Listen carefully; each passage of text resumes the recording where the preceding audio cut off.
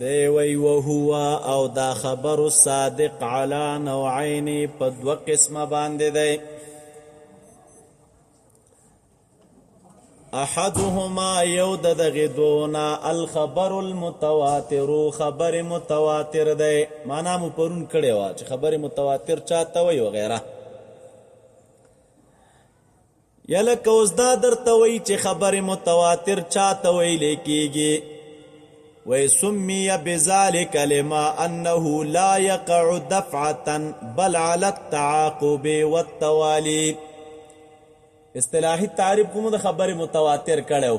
اوس د خبر متواتر ته متواتر ولی وی متواتر دا د تواتر نه دی او تواتر راضی په معنا د تعاقب او د توالی سره. په معنا د چا سره؟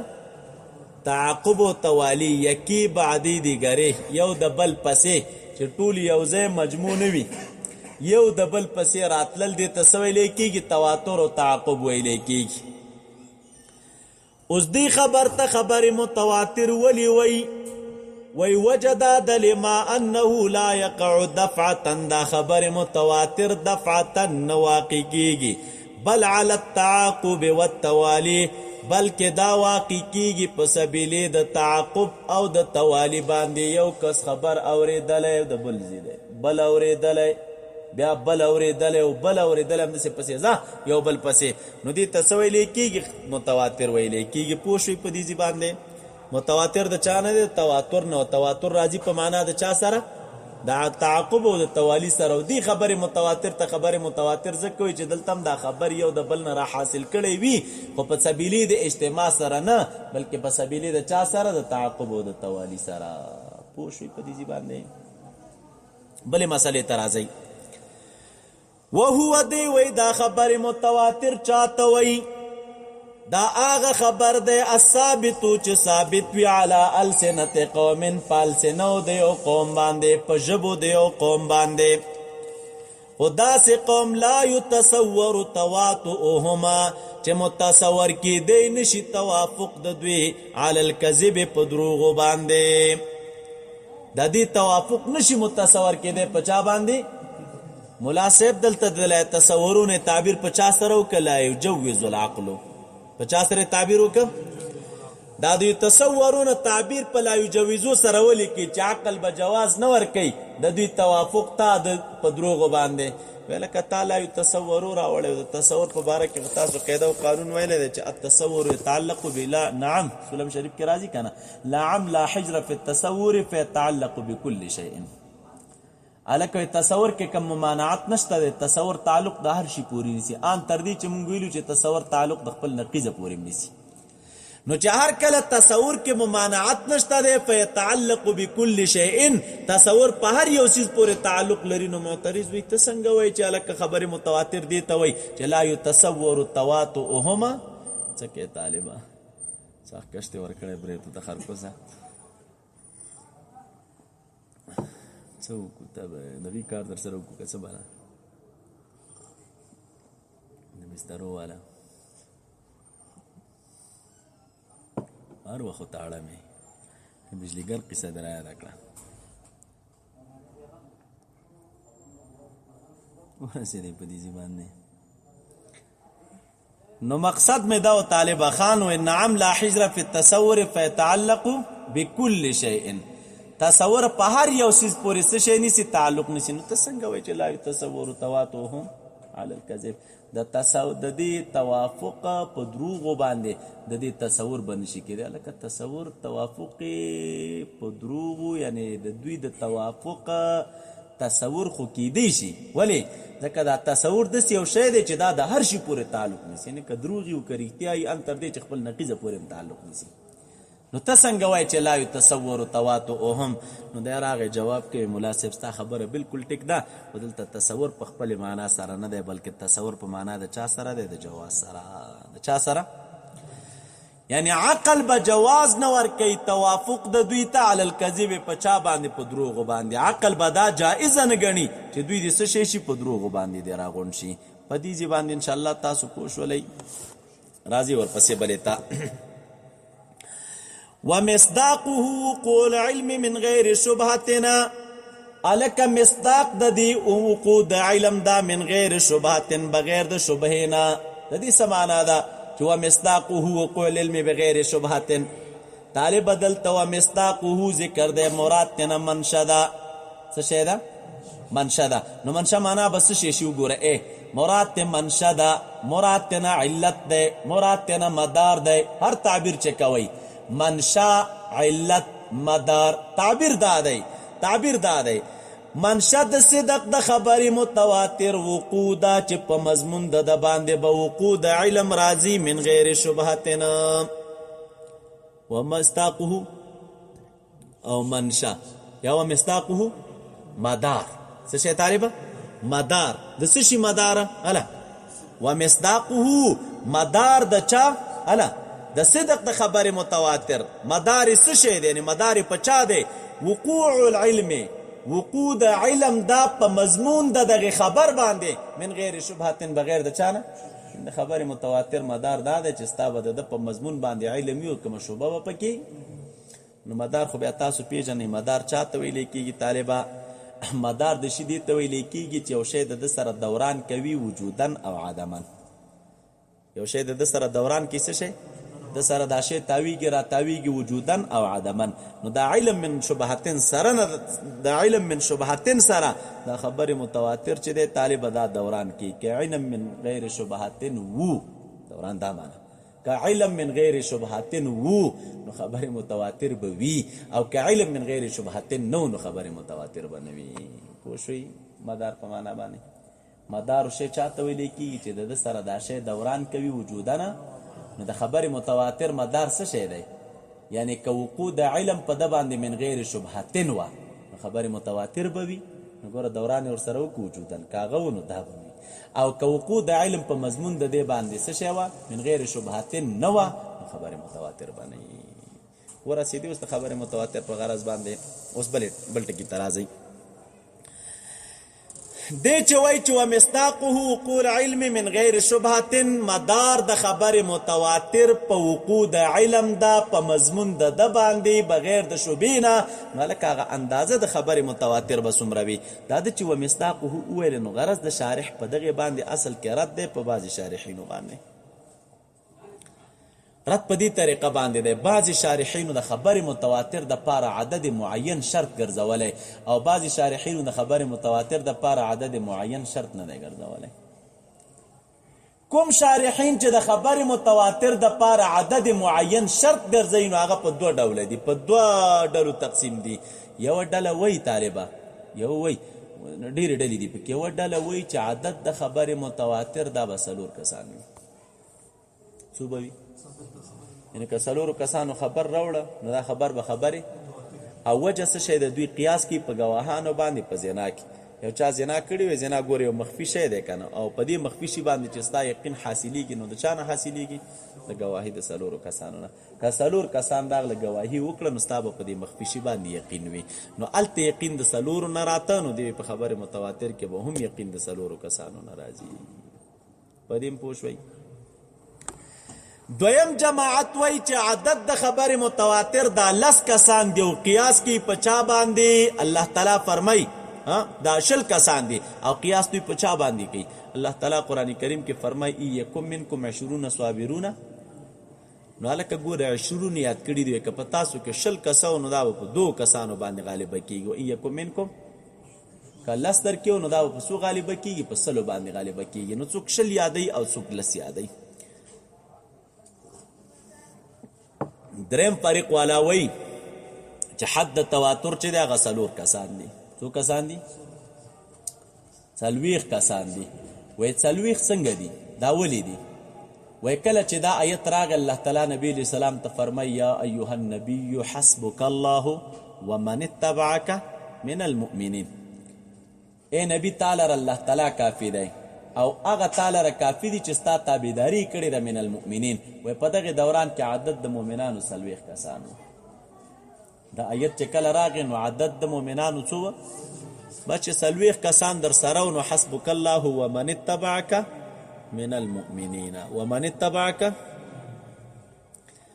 او دا یقیني ده دا د تفسیر مسله ده. هلته بیا د دې اسرار او رازونه شته دی چې دې وخت کې مؤمنان 100 کسه په دې 40 کسانو عدد کې څه خصوصیت دی. د الله شان دی چې 40 کسه مخلصان ملګري دي او چا پیدا شي که نه نو دا د ده دپاره کافي دي د هر اړخ نه. د چا نه 40 منظم کسان پیدا که چې په عقیده او په عمل او په اخلاص سنبال وي، طالب هغه د بسته ملک دپاره بسته. هغه تا لرم کفایت کوي، ستا د منشورم کفایت کوي، ستا د نظریه او ستا د عقیدې هم چې دی څه شی کوي تا لره کفایت کوي، او ستا ساتنه او حفاظت هم کوي. دا د الله تعالی راز دی او دا هم دغسې. تاسو وګورئ کم علما چې د هغې شاګردان 40 کسانو ته رسېدلي وي او هغه برجسته شاګردان، یو خدا وي چې ډېر راشي او راغله که نه هغه بېله مسله ده. یا کم شیخ تاسو وګورئ چې د هغه مخلصین مریدان 40 کسانو ته رسېدلي وي او هغه رښتیا مخلصین وي، نو د هغې کارونه د نورو په نسبت باندې ډېر منظم وي، مخکې روان وي، سلسله د خدمت دی، د نشر او اشاعت دی، د اتفاق دا قیسې سره وي. نو دې کې یو خپل کمال دی. نو معلومیږي دا چې عادت د خبرې متواتر به هم څو وي 40 کسان وي. شارح راغی ورباندې رد وکړ وایي نه، اصل کې په خبرې متواتر کې وایي عدد معین شرط نه دی. خانو چې عدد معین شرط نه دی نو مسله څه شی ده؟ وایي ومصداقه وقوع العلم من غیر شبهتنا، مصداق د دې وقوع د علم ده من غیر شبهتن، بغیر د چانه مصداق وقوع د علم ده. هلکه وایي عدد لره کوم اعتبار نشته دی، بلکې د خبرې متواتر مدار چې دی وقوع د علم ده بلا شبهتن. که علم بلا شبهتن واقع و، اگر که خبر د 4 کسانو ولی نه هم صحیح ده وای، او که خبر علم ستا من غیر شبهات نو واقع نو، که خبر د 200 کسانو ولی نه نو بیا مور لره اعتبار نشته. ډېر وخت داسې کېږي 3-4 کسه تا ته یو خبر راوړي او ستا کلک یقین ور باندې راشي چې ولا دا خبر رښتیا هم دغسې ده. کله به درته 10 کسانو یو خبر راوړی خو زړه ته به پرېوځي نه. نو مدار یې په وقوع د علم ده په څه شي باندې؟ من غیر شبهات، من غیر شبهات. راضی ورپسې ومصداقه قول علم من غیر شبهات وهو بالضرورة موجب للعلم الضروري كالعلم بالملوك الخالية في الأزمنة الماضية والبلدان النائية دا مخکې خبره مې درته وکړه. طالب تاسو بیا تفسیر دغې ځای کې وګورئ ښه. ان یکم منکم 20 صابرون یغلبوا 200.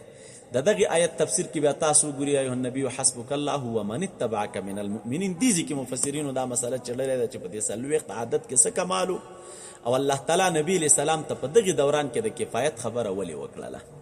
دې کې خپل رازونه به تاسو مطالعه کې په علم کې به مزیادت راشي.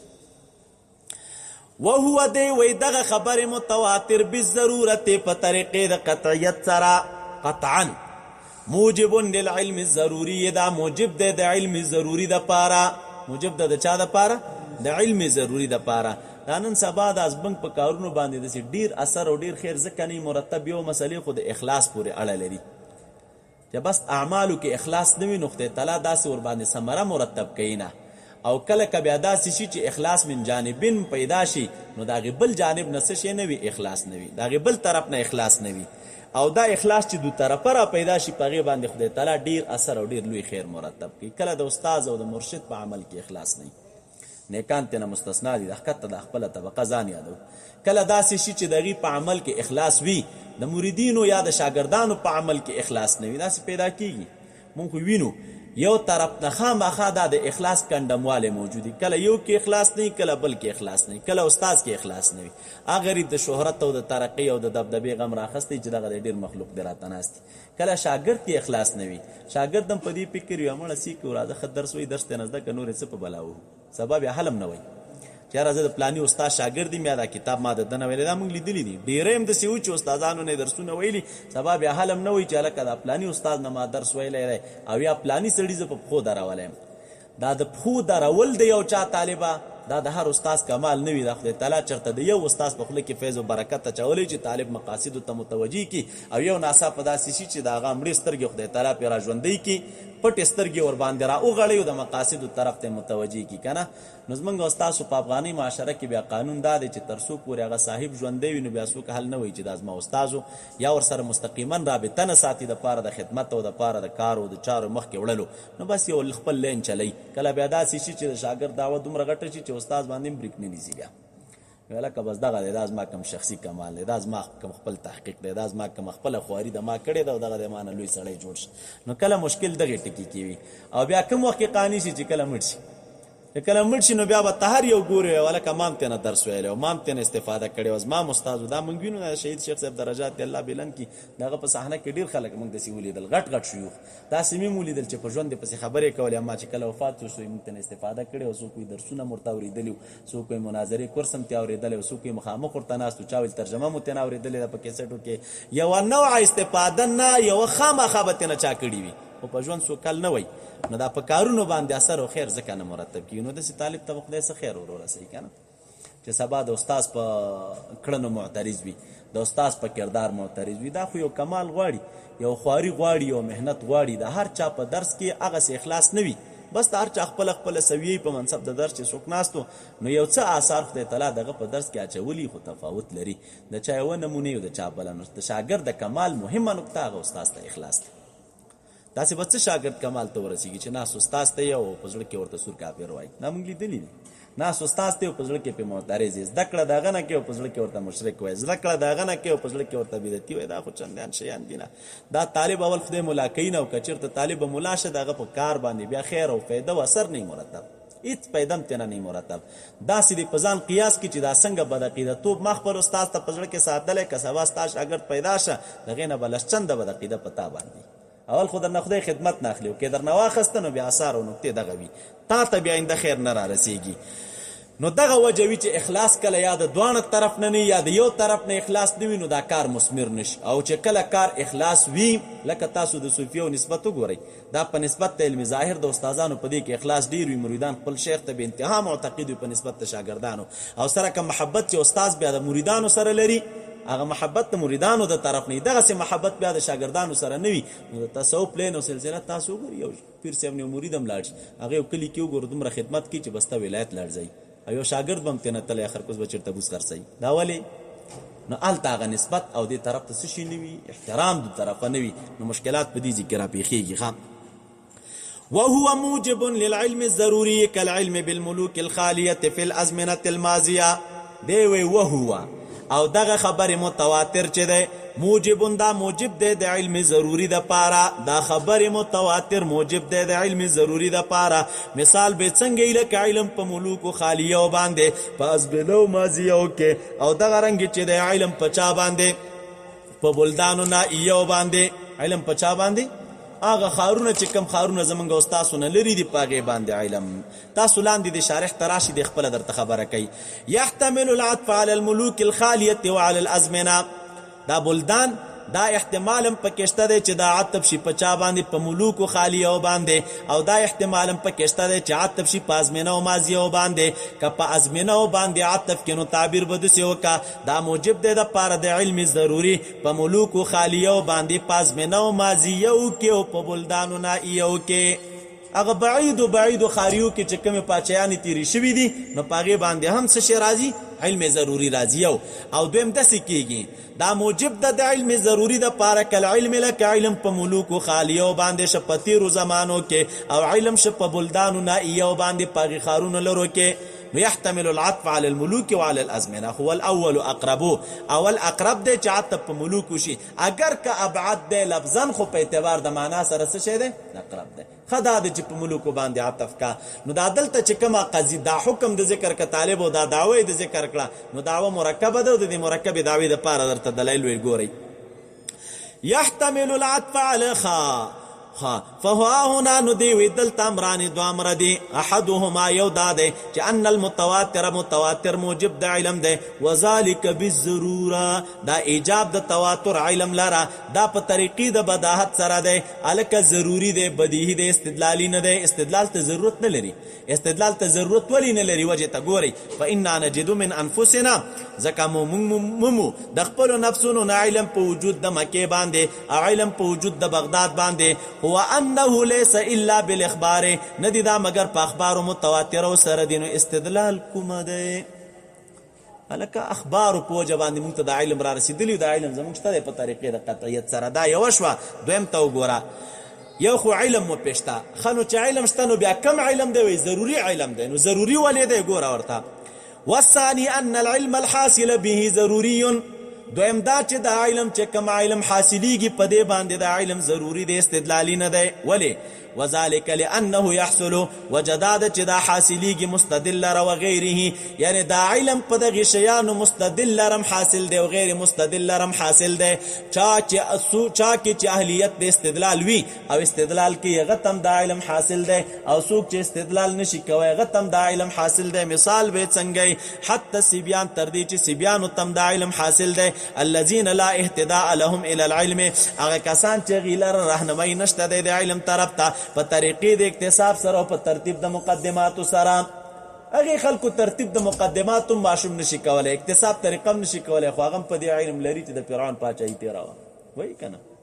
مکه مکرمه موجوده ده وای کنه، مدینه منوره موجوده ده وایم کنه، بيخي په طریقې د استدلال باندې اګام نه دی، نو په طریقې د استدلال پويږي. نو چې هغه یقین په وجود د مکه لري، هغه یقین په وجود د مدینه منوره لري، نو د دینه دا معلومیږي چې دا کم علم په خبره متواتر را حاصلېږي او د ماشوم تم حاصل شوی.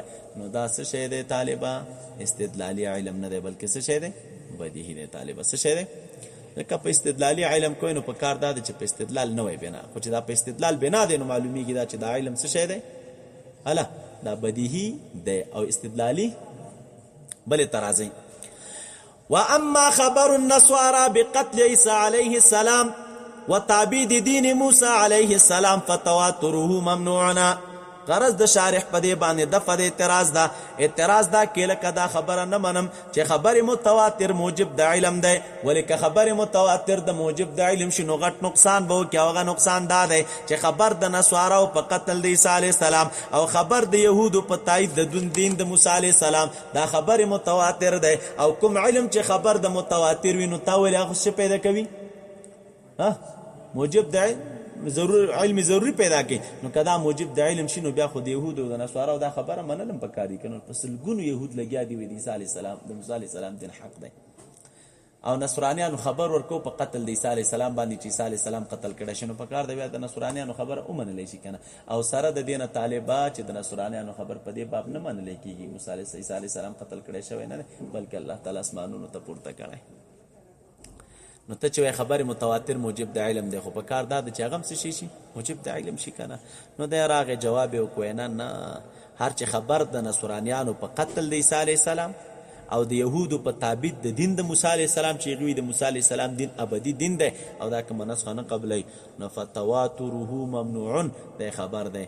تواتر د دې څه شی دی؟ ممنوع دی. خلاصه د جواب دا ده چې خبر متواتر موجب د علم دی، خو دا خبرین متواترین نه دي. شرایط ته چا پکې نشته دی، د تواتر پکې نشته. الکه شرایط ته تواتر پکې څنګه نشته؟ تاسو که تاریخ وګورئ یو وخت سراغله چې د يهودو نصارا بالکل ختم شي، کوم فرد نیم پکې پاتې او دغه نه بعد د اولاد بیا راخوش مسلمانانو شړلی و رکړی و وجلی و، نو یو فرد نیم پکې پاتې او دغه نه د نسل دوباره بیا راخور شو. تواتر خو مونږ دي چې کم از کم یو جماعت ته بل جماعت نه څه شي کړي را نقل کړي سره، دلته څه شي نشته، د جماعت خبره نشته. نو په دې وجه باندې څوک چې دې ته متواتر وای نو د دې تواتر چې دا ممنوع دی. وشوا یاس یو کس نیم پکې پاتې نو تواتر چې دا ممنوع دی. بل تراشی فإن قيل وای کسو په اعتراض کی وای کہ خبر كل واحد لا يفيد الا الظن وذم الظن الى الظن لا يوجب اليقين، وايضا جواز كذب كل واحد يوجب جواز كذب المجموع لانه نفس الاحاد. خطرناک اعتراض کړای معترض ویل کدا خبر د مجموع د چانه جوړیږي، خو د احادونه جوړیږي. نو د مجموع خبر د چا دی؟ د احاد. د یو خبر دی راغون کړي نو دغه خبر د چا جوړ شوی؟ د احادو جوړ شوی. نو معترض دلته وای چې دا د یو کس خبر دی راغون کړي او دغه نه خبره متواتر جوړي، نو دا د یو کس په خبر کې احتمال د ځون شته کنه؟ دا د یو کس په خبر کې احتمال د کذب شته کنه؟ نو چې د یو کس په خبر کې احتمال د ځون دی، نو د کوم ځون دی او د کوم ځون دی؟ نو دا زم د ځون چې ځون تراشي نو لا يفيد الا الظن. زم د ځون ته نه فائدہ کوي مگر چا لره؟ ځون لره. او دی کې احتمال د کذب شته او دی کې احتمال د کذب شته. نو چې دی کې احتمال د کذب شته او دا تراغلی دیو بل سره د څه شي کا یو ځای کړل، نو چې په یو کې احتمال د کذب نو په مجموع کې هم احتمال د کذب شته دی به طریق الاولا. پوښوي نو ته څنګه وای چې خبره متواتر موجب دی؟ کیند خبره متواتر خو خبر نه دی مگر د احاد دی. نو چې د احاد یو خبر موجب د ځوان و، نو ځوان چې د ځوان سره پیوسته کوي نو لا یفید الا ظن. دا مجموعه د چانه جوړه ده؟ د احادونه. چې احادو کې کذب شته نو په مجموعه کې به هم کذب وي. ورته وګورئ فإن قيل خبر كل واحد لا يفيد الا ظن او زم د ځوان ته لا يوجب اليقين یو و ايضا جواز د کذب د هر واحد چې دی واجب وي کا جواز د کذب د مجموع ولی لانه ذکر دا مجموع چې دی دا خو نفس احاد دا مجموع څه شي ده. نو دی راغی جواب یې وکړ قلنا سره ویل که دا درته چا ویلي دي چې مجموع نفس احاد ده؟ زه دا نه منم چې مجموعه نفس احاد ده. زه دا منم چې خبر د هر واحد مفید د ځوان دی، خو دا نه منم چې ځوان د ځوان زم د ځوان ته مفید د چا دی؟ د ځوان دی. بلکې زم د ځوان ته مفید د یقین دی، ځکه چې مجموعه کې یو قوت وي او هغه قوت بیا په احادو کې نه وي.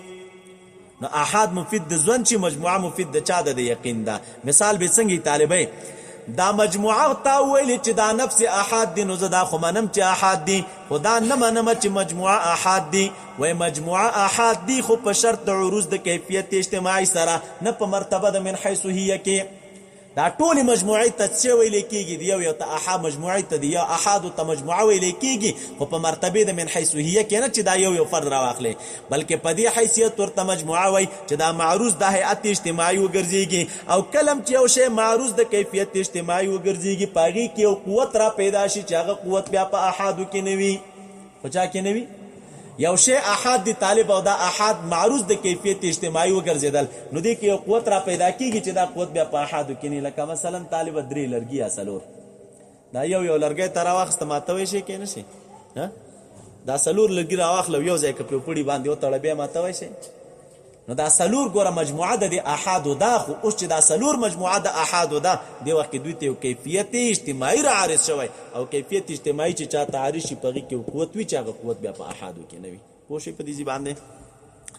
قلنا جواب کې مونږ وایو ربما يكون ډیر کرته داسې وی چې يكون مع الاجتماع وی د اجتماع سره مال يكون مع الانفراد، د اجتماع سره یو قوت وی چې هغه بیا د انفراد سره نه وي. که قوت الحبل لکه قوت د پړي راواخله المؤلف هغه پړی چې هغه جوړ شوی دی د چانه من شعرات د وختانو نه، من شعرات د چانه نو د وختانو نه پړی جوړ شوی دی طالبہ، او باوجود د دې پدې کې قوت شته چې دا قوت په چا کې نشته دی، بیا په یو وخت کې غونښت خو ډیر په اسانۍ سره شي او ته پړی وشکو.